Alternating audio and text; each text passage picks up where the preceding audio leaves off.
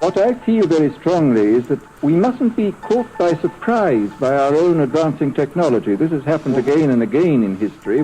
Technology has advanced, and this changes social conditions, and suddenly people have found themselves in a situation which they didn't foresee and doing all sorts of things they didn't really want to do. Well, now, what do you mean? It's the elephant in the room. Everyone knows something is wrong, that it's been wrong for a while now. But the powers that shouldn't be just keep telling us that everything is going to be just fine. An economic recovery has begun. Good evening. This is the worst economic recovery America has ever had. The worst economic recovery. The worst economic recovery. We are now in the midst of the worst recovery in American history. The United States of America, right now, has the strongest, most durable economy in the world.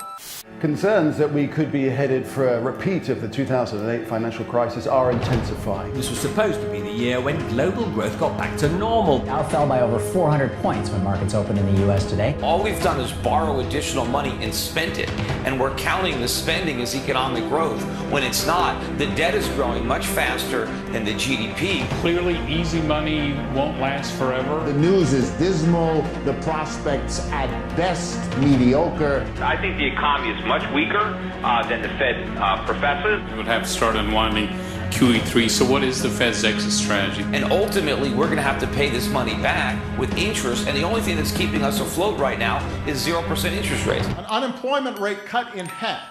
Now back to the jobs picture. Long-term unemployment remains historically high. You know, the middle class is shrinking. Nearly 2 million Americans 55 and older are still out of work. 20 million Americans cannot find a full-time job. Middle-class jobs with benefits remain hard to find. And the labor force participation rate is at a 35-year low. Never in the last 60 years has the length of joblessness been this long. We're in the middle of the longest streak of private sector job creation in history. It is unfortunately a sign of the times. Software giant Cisco will reportedly lay off about 14,000 employees. HP is laying off 3,000 people by year's end. Microsoft says it will eliminate up to 18,000 jobs over the next year. All across the country, plants are closing and employees are being laid off. Many of these companies are actually violating federal law when they suddenly close up shop without warning their employees. It became clear that the best way to stay competitive is to move production from our facility in Indianapolis to Monterrey, Mexico.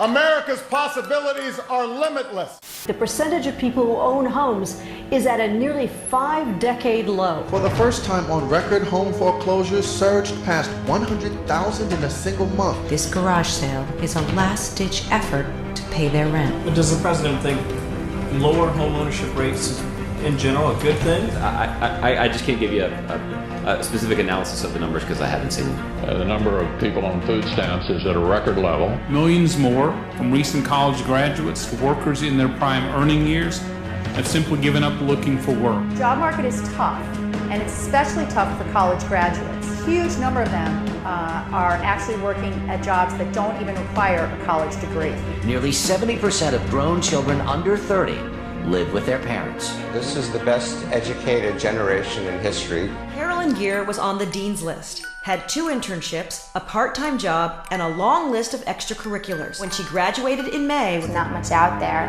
How many resumes did you send out? And every succeeding generation has made more than the one before until now. Definitely sent over 100. I would say like 150 resumes out. But they're going to have to live with the burden of Social Security and Medicare. They're going to pay for my Social Security and Medicare, and then they're going to not have the money to pay for their own. As the gap between who's rich and who's poor continues to grow in this country. Anyone claiming that America's economy is in decline is peddling fiction. The economy isn't just down, it's imaginary. The middle class isn't just shrinking, it's dying. The wealth gap is astronomical and growing, The cost of everything from milk and eggs to the electric bill to a cup of coffee is increasing, while wages everywhere except at the executive level are stagnating. And that's for those that can even find wages to begin with. When will wages start rising for most American workers? It's a nagging question. On paper, seems as if it should be happening right now. And yet still we are told that everything is fine. Middle-class economics works. Still we are told we can all achieve the American dream. We're talking about the American dream this morning. I do believe in the American dream. Great American dream. Preserving the American dream. Achieve the American dream. The American dream. It came to be known as the American dream. We call it the American dream. Others have different variations. From the time we're very little, we're all told about how everyone can pull themselves up by their bootstraps and achieve the American dream. A term weaponized by propaganda master Edward Bernays back during World War II in order to sell us shit that fewer and fewer people can even begin to afford today. And Edward Bernays was really pivotal. He's basically the guy that's totally responsible for making society go down the toilet. Because the 1950s version of the American dream that was hatched was installed in our society using Edward Bernays' manufactured consent tactics. He took the focus off what you need and took the focus and made it on what you desire. Well, how do you like it? There's only one word for it. What we know today is modern day consumerism. Terrific. Large-scale production requires a vast number of consumers. Cities provide a concentrated market that makes our economic system possible.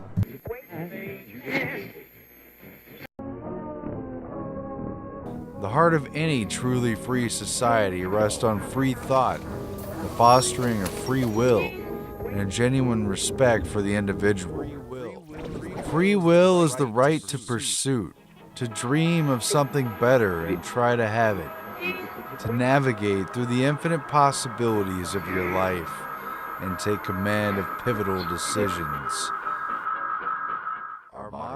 But our modern world has become increasingly defined by a predetermined list of choices. Submissive, docile, and resigned people,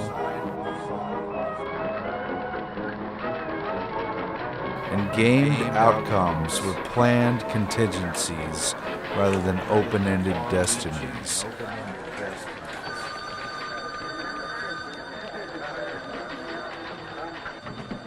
Coke or Pepsi, Target or Walmart, CNN or Fox, Republican or Democrat, Mac or PC.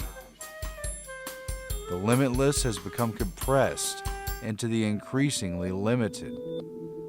A, B, C, or D, small, medium, or large, paper or plastic, packaged. 500 channels, but nothing's on. A house loan, a car loan, a student loan, a student loan with 3.9 APR financing. 4.9 APR. Bonus points for bonus purchases. Offers, options, selections, some restrictions apply. Offers, options, selections. Offers, options, selections. See store for details. What the hell happened? When did freedom get replaced by freedom of choice? What was once about self-reliance, the spirit of the individual, and building a meaningful world around yourself, even in the face of adversity, is today controlled by social engineers and scientific experts. Tweaked, refined, bleached, and processed. 5-second sound bites, obsessive labeling and categorization, choosing sides, big data analyzed in real time, GPS location, how strongly you agree/disagree with the direction the country is going in the latest Bloomberg politics poll, how many adjectives it takes to order your coffee in the morning, LOL, OMG, LMAO, WTF, etc., hashtag buzzwords in less than 140 characters.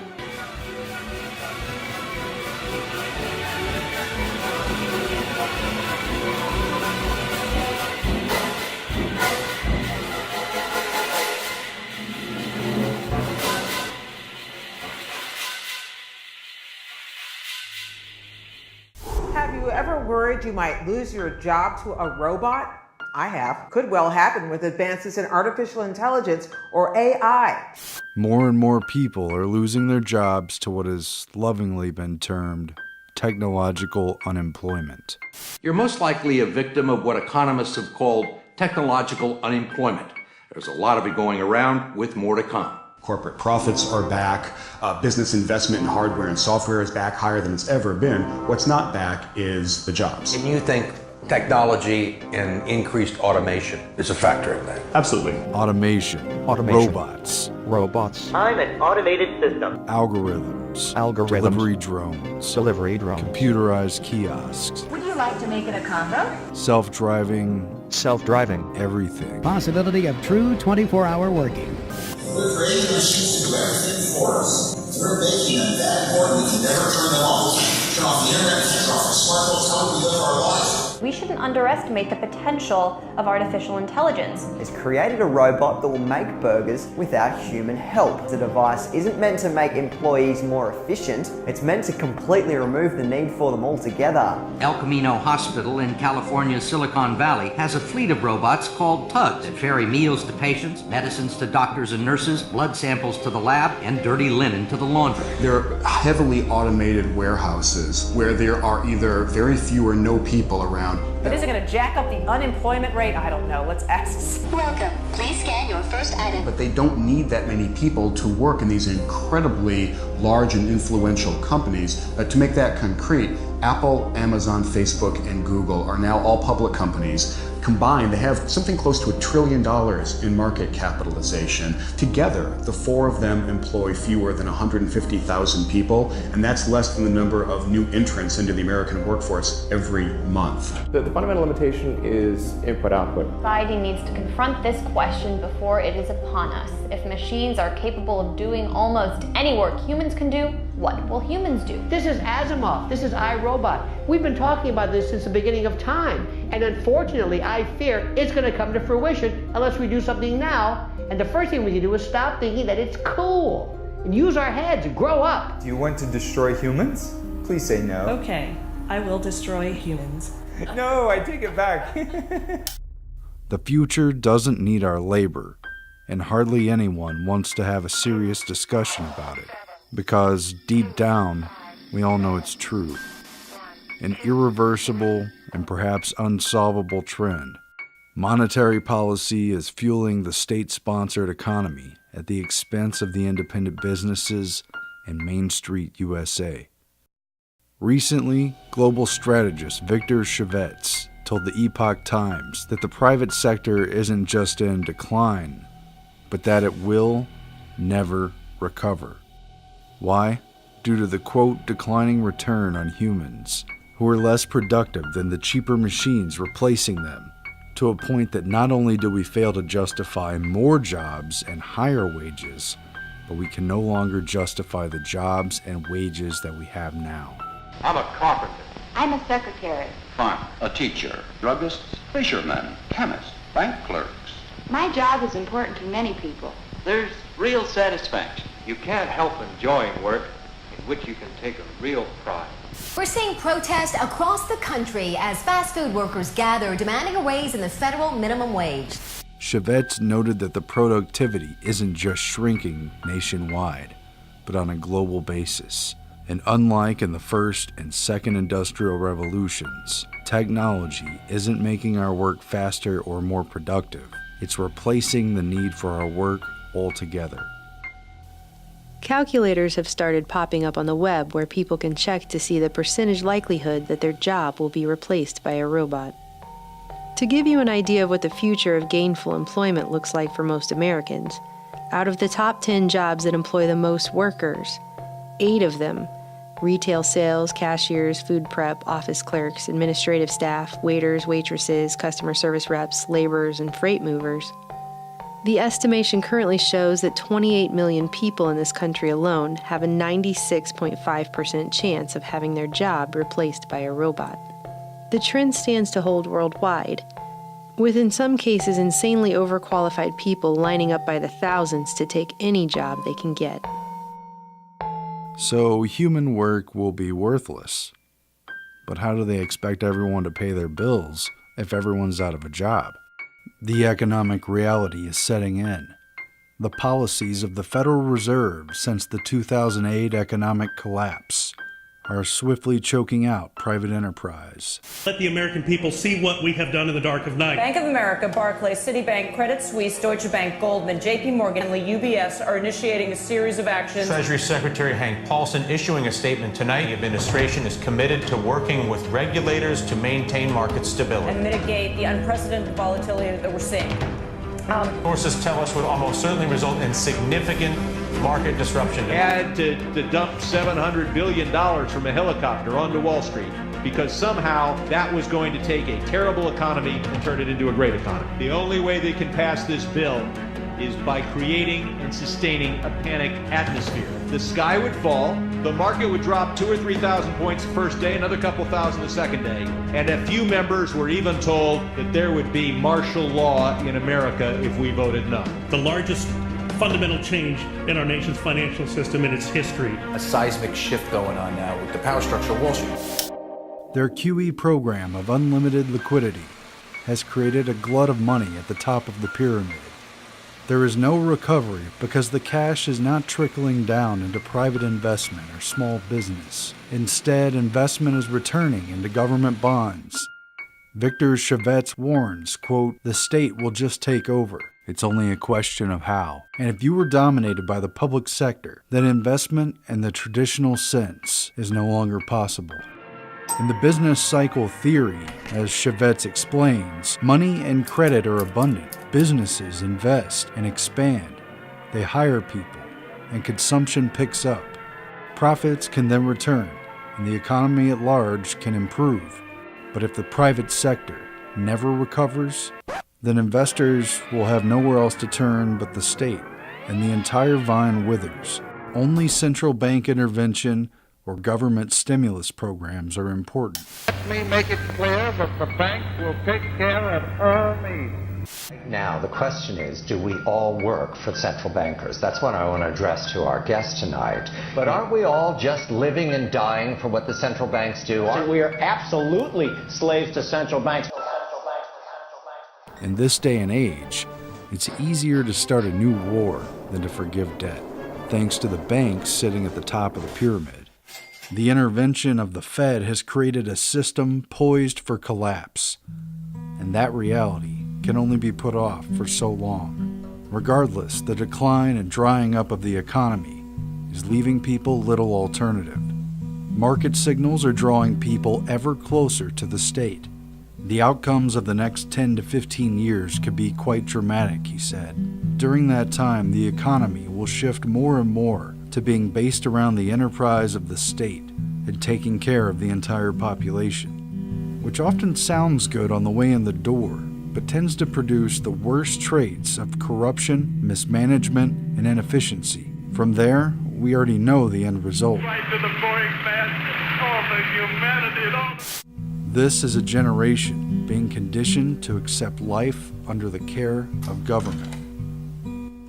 Victor Chavez said the biggest theme is a declining return on humans, the replacement of humans, biotech, the augmentation of humans, and opium for the people, like computer games and gambling. People are being sold out, written off, distracted, dulled, subdued, and ultimately dehumanized, sent off in a dream as a new reality takes over and drifts a soft blanket over the once vibrant species of humanity.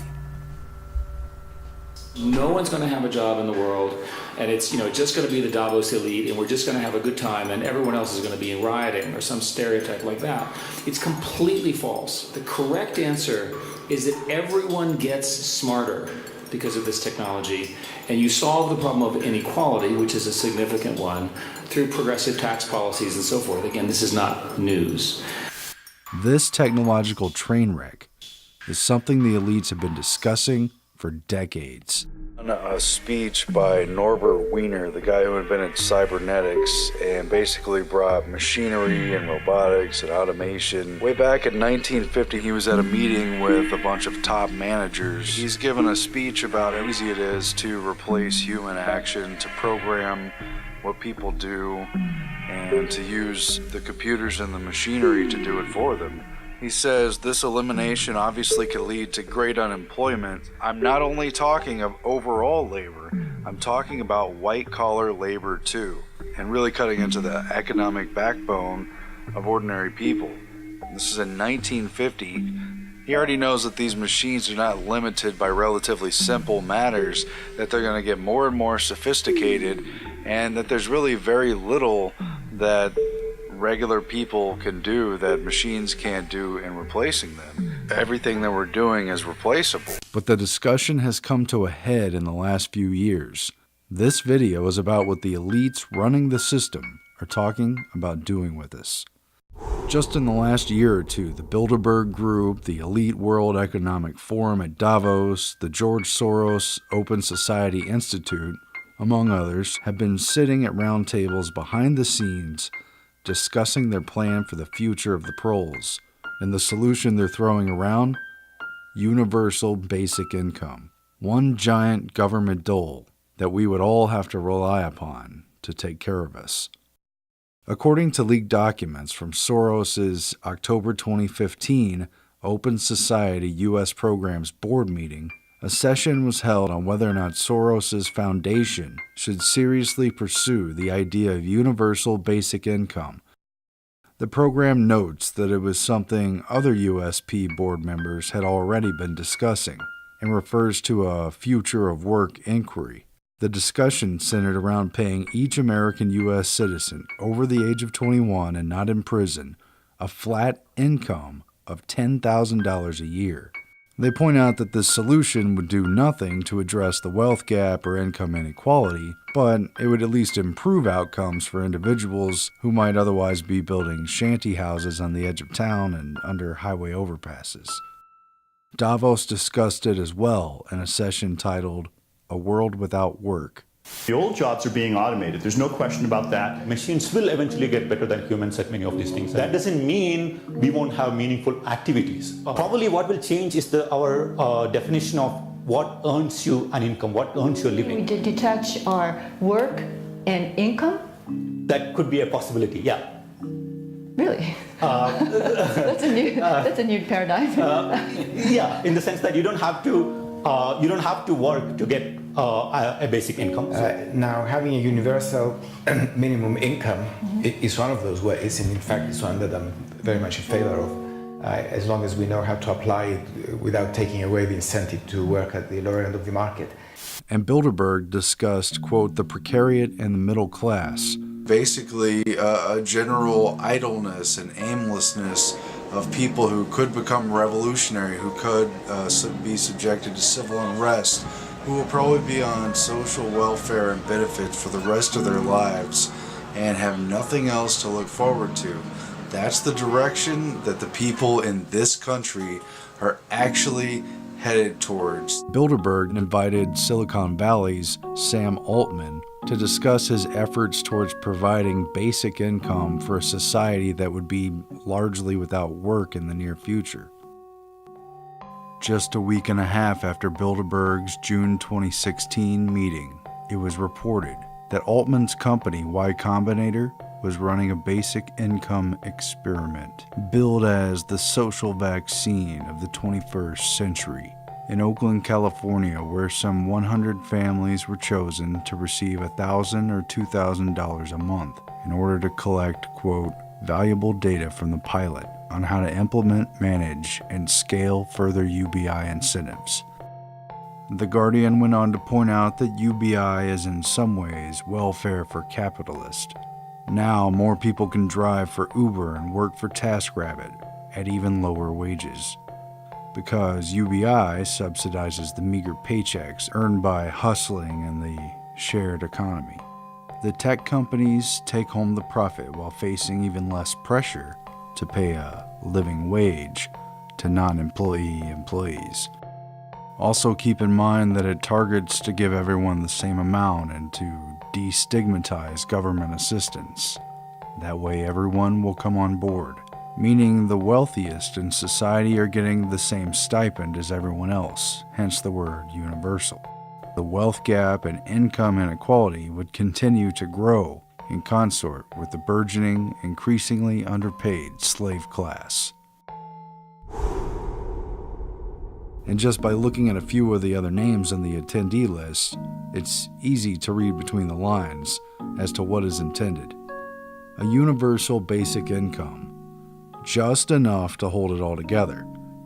Poverty, or at least dependence, will be institutionalized. We'll be like gerbils, pets, people without a purpose who just get government paychecks. But what does the future look like for the hordes of helpless masses, completely and unyieldingly dependent on government for everything? There have been tests.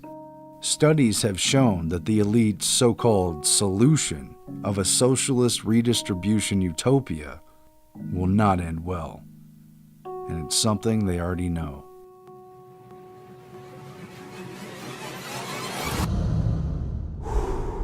Many researchers believe that the human race has reached a crucial point in the exploit phase, a point where important decisions must be made.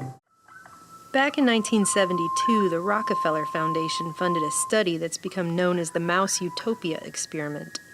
Something like it was discussed in the film The Matrix when Agent Smith is interrogating Morpheus. It's a little-known fact that the first Matrix was programmed to be an ideal habitat for humans, all needs provided for, but it failed miserably. Your species rejected the code because you're hardwired for pain and suffering. Entire crops of humans died, and we were forced to reconfigure the system. Behaviorist John B. Calhoun built a mouse paradise with limitless food, where the mice would have everything that they would need. Utopian conditions of nutrition, comfort, and housing were provided for a potential population of over 3,000 mice. In just 2 years, 8 mice turned into 2,200 before they succumbed to a mouse apocalypse. The use of resources became unequal. Although each living unit was identical in structure and opportunities, more food and water was consumed in some areas. What Calhoun found was, once the population increased to a certain threshold, even though they technically had everything they needed, those who lived in the highly populated areas would become randomly aggressive, violent, and withdrawn. Violence became prevalent. Females rarely carried babies to term, and when they did, they hardly cared for them. The larger the population, the less care a mother gives to her nest and young. The younger generations would not even attempt to reproduce, but spent all of their time eating and grooming themselves, and ultimately they grew quite dumb. Other young mice growing into adulthood exhibited an even different type of behavior. Dr. Calhoun called these individuals the beautiful ones.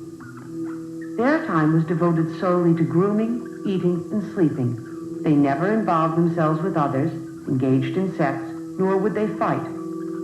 All appeared as a beautiful exhibit of the species, with keen, alert eyes and a healthy, well-kept body. These mice, however, could not cope with unusual stimuli. Though they looked inquisitive, they were, in fact, very stupid. The study was repeated with rats hooked up to electromagnetic sensors in a multi-level high-rise-like structure, with similar results. Though they technically had everything they needed, they lacked purpose. Calhoun said himself that he saw the fate of his mouse population as a metaphor for the potential fate of man. One human experiment of the same vein was Pruitt-Igoe, an urban housing project consisting of 33 11-story apartment buildings on St. Louis's lower north side. These developments are run by the St. Louis Housing Authority. This is a far cry from the crowded, collapsing tenements that many of these people have known. Here in bright new buildings with spacious grounds, they can live with indoor plumbing, electric lights, fresh plastered walls, and the rest of the conveniences that are expected in the 20th century. First occupied in 1954, the same year as Calhoun began his mouse studies at NIMH, Pruitt-Igoe was supposed to be a shining solution to overcrowding and to replace the dilapidated mess of poor and working-class slums that had taken over most of St. Louis, when half the industrial base moved away after the war. But there were strings attached. All kinds of regulations and restrictions were put on the Pruitt-Igoe residents. The father of the household was not allowed to live with his own family, and they sent welfare workers around to make sure the men weren't in the apartments. The people were put under total control and became hopelessly dependent. In just 2 years, the urban planning social experiment began to fall apart. Tried for 3 days to get city and housing authority officials to help remedy the plight. The disaster that fell on Pruitt-Igoe and most Water lines in several of the Pruitt-Igoe apartment buildings broke, and a sewer line is broken. maintenance crews to board up an estimated 10,000 broken windows. Now raw sewage bubbles out of the ground like a malevolent spring. Breakdown of services. Clean up the mess. And no one ever showed. You need, first of all, to have this area declared as a disaster area and an emergency area. We're not no dogs, cats, or rats that you can just take us and just put us just anywhere. We want some decent place where we can live. The sense that the housing project was also an experimental laboratory was literally in the air. It came out decades later that during the 1950s and 60s, Pruitt-Igoe was even the subject of top-secret chemical warfare tests conducted by the U.S. military, who sprayed a zinc-cadmium sulfide aerosol containing radioactive material over the low-income housing area to assess its effects. The Department of Defense has assigned primary responsibility to the Chemical Corps, U.S. Army, for basic research in biological and chemical agents. Reports of links to cancer have surfaced, but have never been causally linked. Of course, the Army insisted it was harmless. Just like in the Mouse Utopia experiment, violent gangs took over. Within a few years, the place had been ripped apart by its unimproved tenants. Old and middle-aged people were scared to live there, and the young were in the corridors with flick knives. It devolved into total chaos, vandalism, and squalor to the point that residents lived in fear, and police and firemen refused to go to Pruitt-Igoe even during the day. The buildings were finally demolished beginning in 1972, the same year Calhoun's Mouse Utopia devolved into extinction. So the elites running the show realized that ultimately, the utopia of universal basic income might look nice on paper, but it won't work. To enjoy your work, you'll need to find in it more than money. You'll need personal satisfaction, pride of accomplishment, a sense of importance to others. The masses become shiftless, depressed, angry, and antisocial. And maybe the elite are fine with that. But they're centralizing power anyway in preparation for return to feudalism, the oligarchical collectivism coming our way, where we're all hamsters in a cage living on a dole managed from a highly centralized, militarized government above. All of this ties back to eugenics. The elite have manufactured a future that is only meant for a select few. The population of the Earth is rising at such a rate that it will double in half a century. Well, why should overpopulation work to diminish our freedoms? Well, in a number of ways, the position of these countries, the economic position, becomes more and more precarious. Obviously, the central government has to take over more and more responsibility for keeping the ship of state on an even keel. Calhoun's rat study on the problems of plenty justified the neo-Malthusian worldview of the Club of Rome, of the population bombs authors, and the elite foundations. Ironically, however, the very innovations that are making possible dramatic improvements in human well-being are also creating new problems. The present world population of slightly over 3 billion will, at the current rate of increase, be more than 6 billion by the year 2000. Exceed 8 billion by the year 2020. As our cities grow, our problems grow. This growth has begun to have appalling consequences. However, the result of these positive measures is a world population that has risen during the same short period of time geometrically, and herein lies the dilemma that we all face.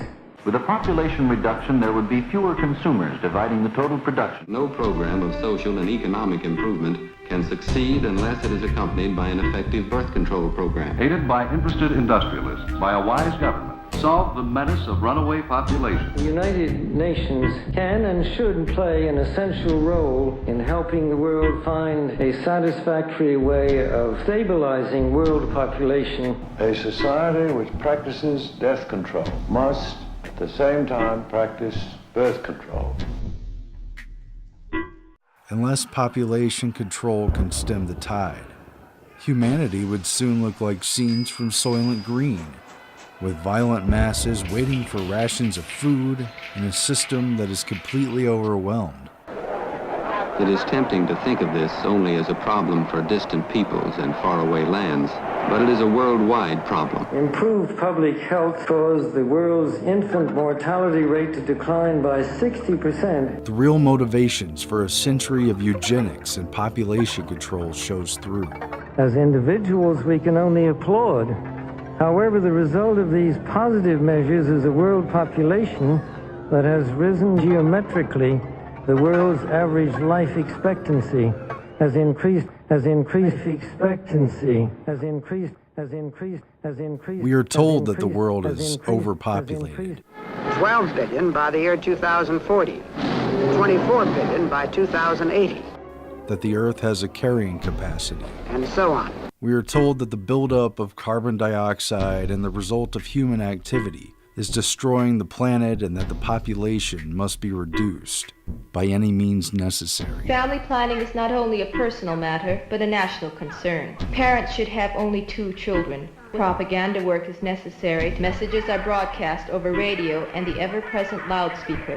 The advantage of having small families and limiting population growth are explained. One of the most important aspects of family planning campaign is providing jobs for women. The factory's barefoot doctors keep track of the women's menstrual cycles and deliver birth control pills at the proper time.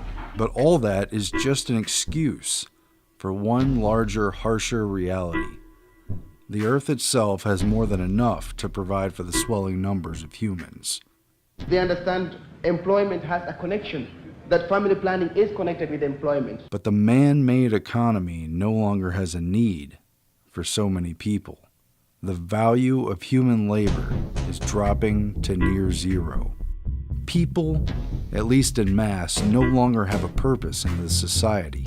And without a purpose, humans become a liability. Useless eaters who have to be taken care of and kept in check. This harsh but sobering reality has driven hysterical cries for birth control and family planning, for one-child policies and forced sterilization, for carbon taxes and mandatory environmental policies.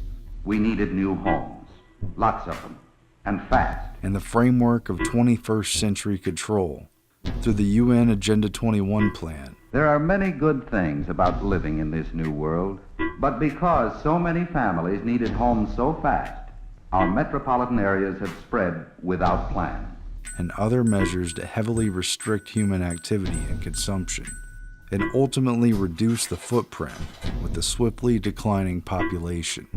Economic growth is, of course, an inevitable corollary of a growing population and is essential to improved standards of living. But without careful coordination, unrestrained economic growth poses further threats to our environment.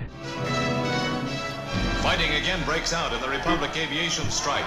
We're talking about a policy of reducing human numbers, of exterminating an entire class of workers who've outlived their purpose. For those in control, even in times of abundance, humans can only be trusted to be self-destructive and unproductive. In times of shortage, humans pose a threat of total instability and would collapse terribly of its own weight within days and weeks. With no jobs worth doing, the elite would greatly prefer for far less people to be around. How do people gain wealth and self-respect and a feeling of a position in society when the traditional notion of a job may be vanishing? The prospects for a decent life on our planet will be threatened. This isn't like the first or second industrial revolution where new tools are helping us work. New tools are completely replacing our work. large swaths of the population will have no ability to put food on the table or a roof over their families' heads. At this rate, rebellion is inevitable, and the system knows it. This is what the people in power are discussing at high levels behind closed doors, and they are seriously considering a paradigm shift to a universal basic income as a possible solution. The question is, would you trust this government or the governments of this world to provide you with everything you and your family need to survive? Parents who say their children are going hungry tonight after their food stamps were suddenly cut off. I go to the register, they ask me, how you gonna pay? I said, what food stamps? Oh, we're shut down, we can't pay with food stamps. I got kids to feed. This grocery store's computer will not accept your electronic benefits transfer or EBT card. You know, because the government said, no, I can't feed my family. A routine system backup check resulted in the glitch that shut down the program in at least 17 states. Hey, maybe they're hoping virtual reality will fill the entertainment gap enough to keep everyone under control. Well, back there you said something about a man drawing benefits even after he keeps on working. Yes, you don't have to quit working entirely. You can earn quite a good deal and still collect some benefits. When business falls off, I'm going to be applying for benefits. Yes, you can. Many of us have realized by now that something is going to have to change. Something's got to give. Things cannot continue the way that they are, as if a technological revolution just never happened.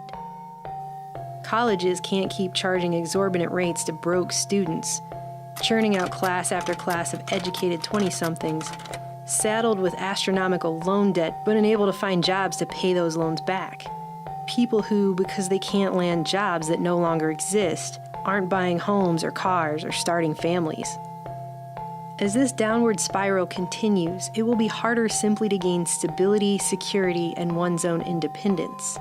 Something the system is clearly breeding out of the younger generations now.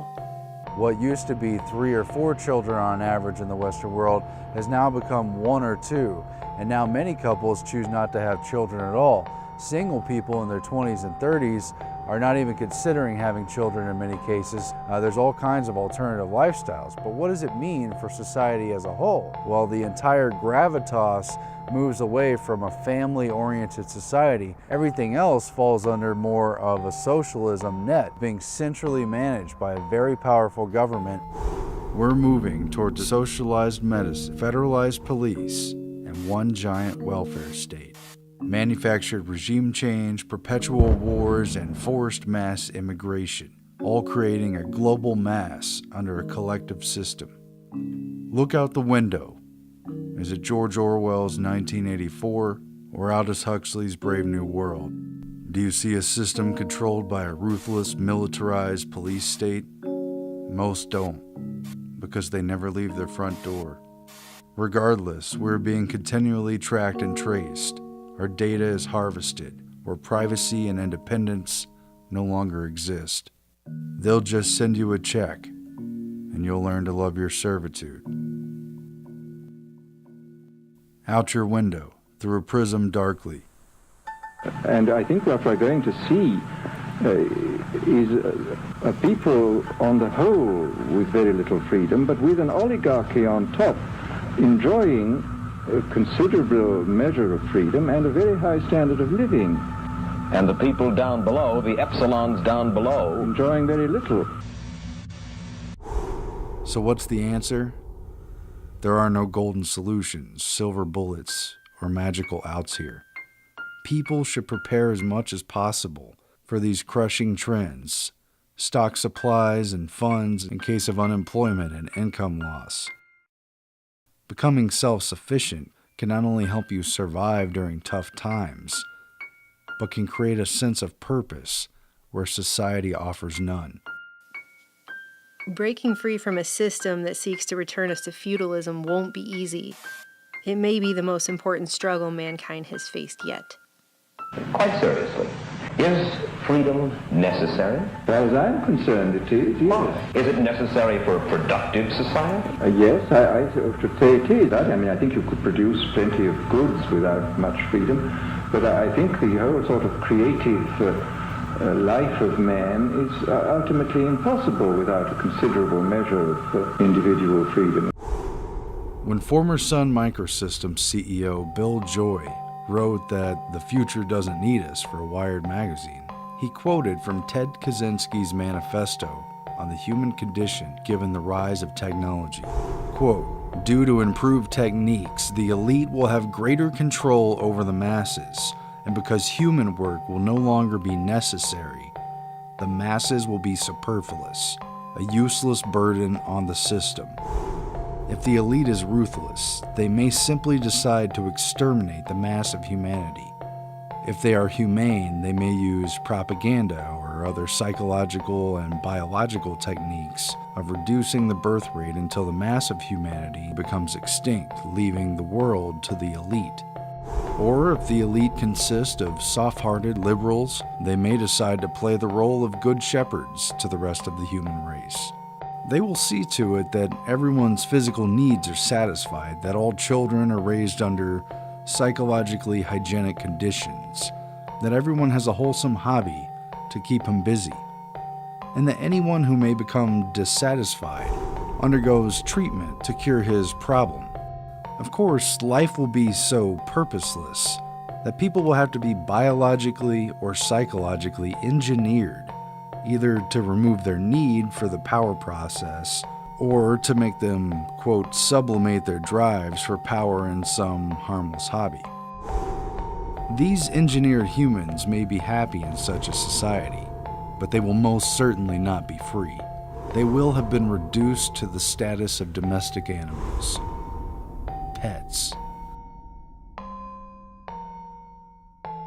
Many of us are asking in our own homes, will we be able to keep up with the skyrocketing cost of living? Except, of course, for the top 1% who keep doing what they've been doing because it enriches them. And we're not just talking about housing, even the basics seem to be getting out of hand. Never shut down those machines. We'll fire people, but we'll never get rid of the machinery, so the machines won 200 years ago. I think that we ain't seen nothing yet when it comes to technology's impact on the labor force. We want to be way back, do nothing, let the machines do it all for us, and take care of us. And that makes us a family cat. Even a benign situation, if you have if you have ultra intelligent AI, we would be so far below them in intelligence that it would be like, a pet, basically. Pet, that's what I was thinking. Like a pet. Like a cat. So that honestly, that would be the benign scenario. I think the development of full artificial intelligence could spell the end of the human race. Is this global governance at last? Is it one world, the central bankers in charge?